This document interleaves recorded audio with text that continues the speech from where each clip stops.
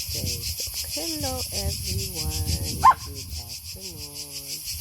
I'm here to our friend's place. Here, di palipanan siya. So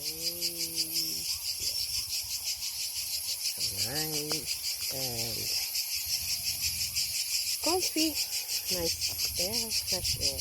So, I take this video to show you my bukol here. And I would like to ask anyone of you who knows about it.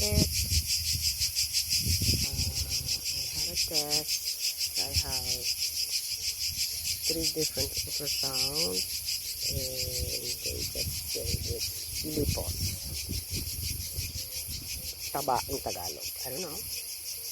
I did axonometry, which is CT scan, and wala.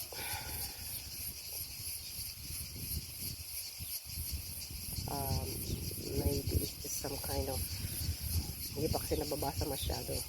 I mean, on Wednesday ka ba palahin, but yeah, let's walang i-show sa inyo. So, hindi siya pantay. So, ayan. It's inside my collarbone here. Not in the collarbone, but inside the collarbone.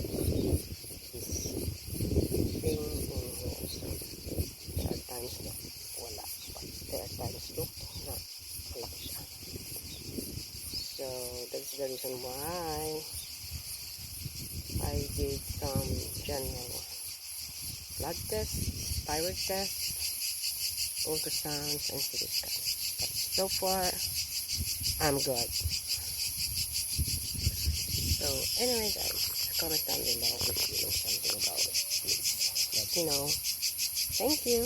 Thank you so much.